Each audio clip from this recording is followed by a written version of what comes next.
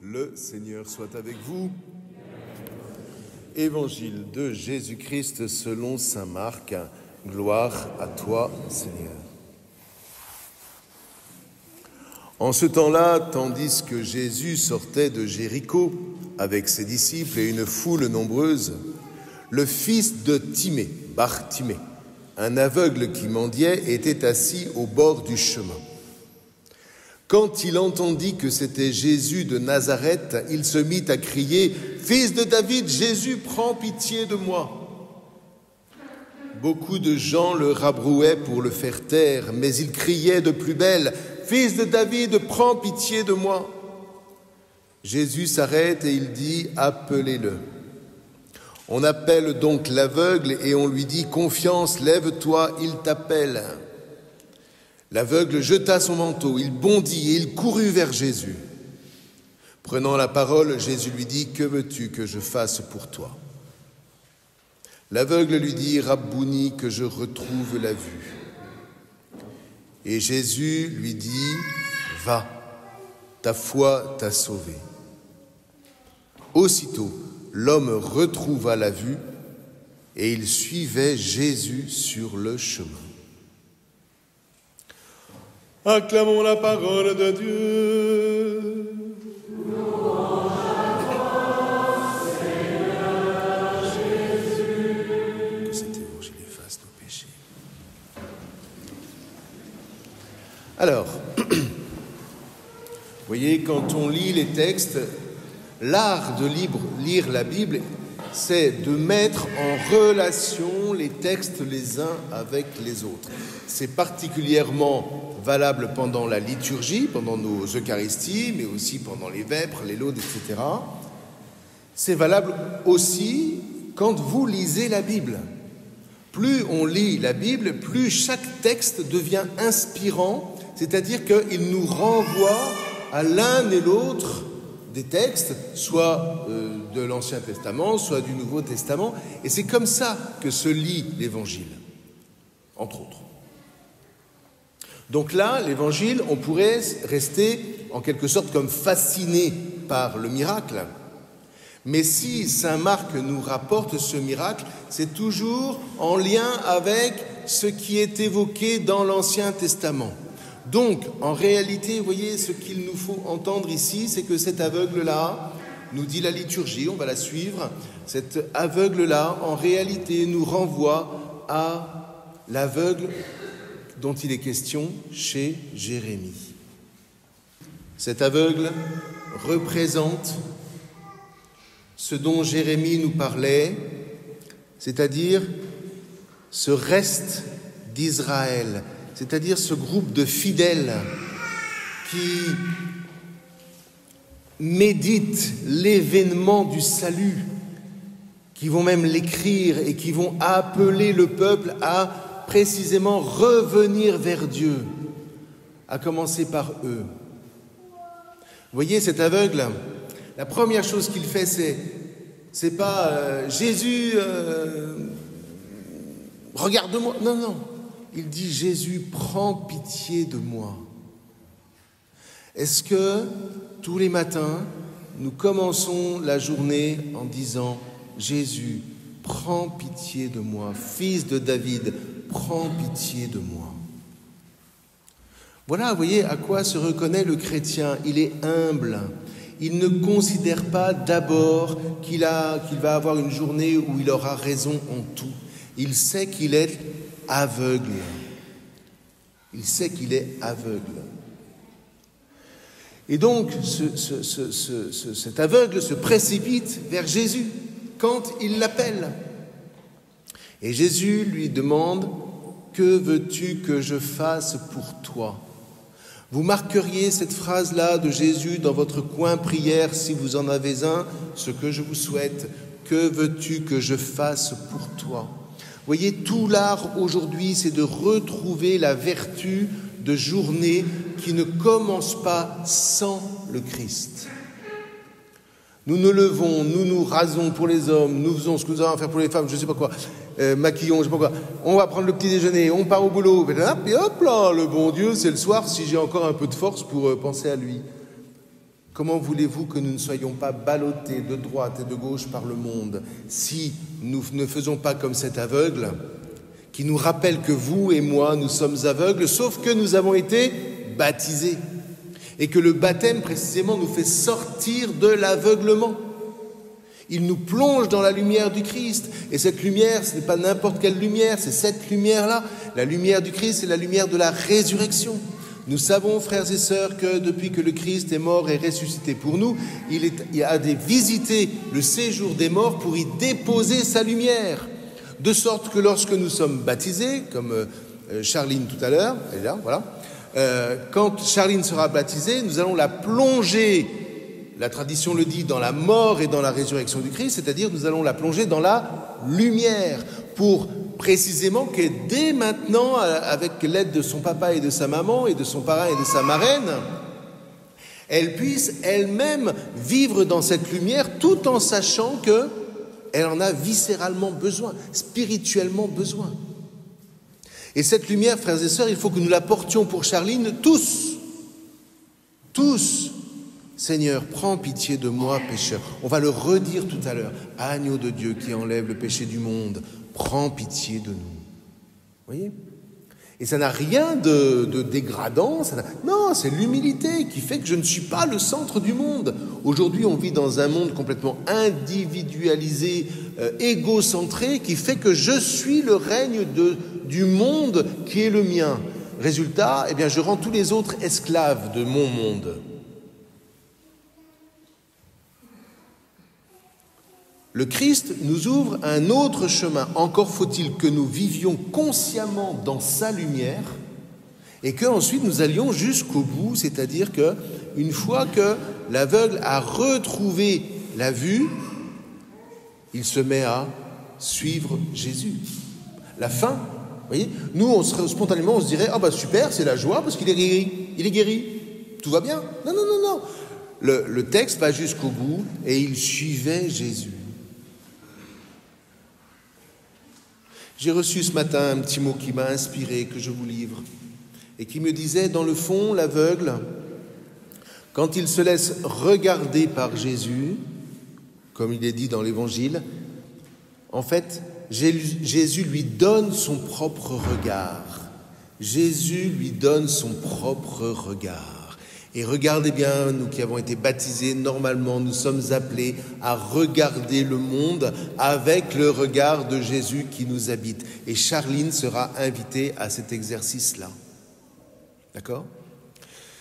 Or, cet exercice, c'est pas simplement c'est très beau tout ça, ça va être merveilleux tout ce qu'on va vivre. Non, suivre le Christ, c'est un chemin de secousse. Suivre le Christ, frères et sœurs, c'est un chemin où il nous faut puiser en lui la vertu de courage, car Charline, comme chacun d'entre nous, sera secouée par la vie. Le baptême ne consiste pas à dire « comme ça, j'aimerais que le bon Dieu lui épargne les épreuves ». Alors ça, s'il y a une chose dont on est sûr, c'est qu'il ne l'épargnera pas. Au sens où ce n'est pas parce que vous êtes chrétien que vous allez ne pas vivre les épreuves que tout le monde vit. Sauf que dans les épreuves, le Seigneur, grâce à cette lumière, va être inspirant. Et en étant inspirant, il va lui donner les moyens de traverser ces épreuves, d'être victorieuse de ces épreuves.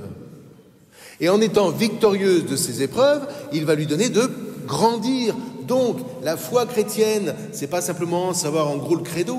La foi chrétienne, c'est précisément vivre tous ensemble, frères et sœurs, comme un seul corps, pour que lorsque les uns ou les autres traversent des épreuves, eh bien, nous soyons unis comme en un seul corps et que nous traversions ces épreuves tous ensemble. Et nous grandissons ainsi en Christ parce que cette victoire, c'est avec le Christ qu'elle se mène. Pourquoi avec le Christ ? On a un baptême, donc on fait un peu de catéchèse. Et puis l'épître aux Hébreux est là pour nous y inviter. Nous sommes sauvés par le Christ parce que nous avons revêtu, par le baptême, son sacerdoce. Ça veut dire quoi ? Ça veut dire que par le baptême, Charline va devenir elle-même prêtre. Comme vous êtes prêtre, vous exercez le sacerdoce baptismal. Et moi aussi. Ça veut dire quoi, exercer le sacerdoce baptismal ? Ça veut dire que nous faisons en Christ, dans la lumière du Christ, nous faisons l'offrande de toute notre vie. Notre vie n'est qu'une offrande. Et cette offrande est portée par le Christ, comment? Par la croix. Sur la croix, le Christ est le grand prêtre. Il ne faut pas imaginer que notre chemin sera plus facile. Mais il nous a devancés et il a pris sur lui précisément le péché du monde, c'est-à-dire les péchés que nous voulons bien déposer devant lui, ce que nous faisons au début de chaque Eucharistie. Et qu'est-ce que être prêtre là? Vous voyez, le prêtre Aaron, le grand prêtre Aaron de l'ordre du roi Melchisédek, ça c'est dans ce sens-là. C'est parce que pour que moi j'ai la figure du prêtre de Jésus en face de moi quand je vous parle, qu'il n'y ait pas de confusion. C'est pas moi qui suis en train de présider, c'est le Christ. Donc le Christ est le grand prêtre.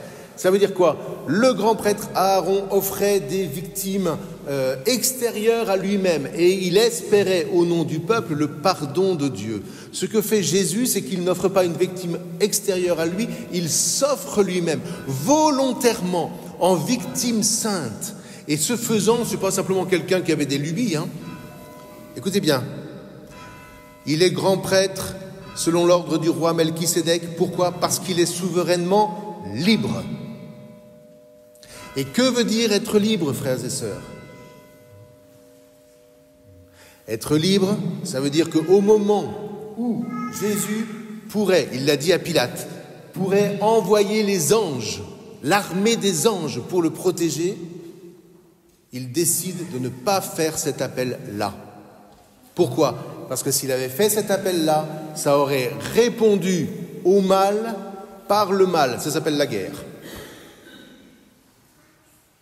Or, il décide de nous montrer un chemin que notre monde ne connaît pas, que notre monde ne reconnaît pas, que notre monde reconnaît de moins en moins. C'est qu'il n'y a qu'une manière d'arrêter le mal, c'est de ne pas rendre le mal pour le mal. C'est de ne pas ajouter du mal au mal.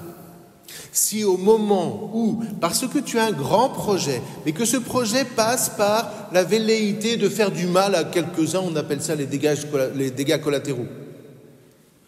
Eh bien, si tu sais dire non aux dégâts collatéraux, ce qui veut dire que ton projet sera peut-être reporté, c'est possible. Si tu sais dire non aux dégâts collatéraux, alors tu es libre.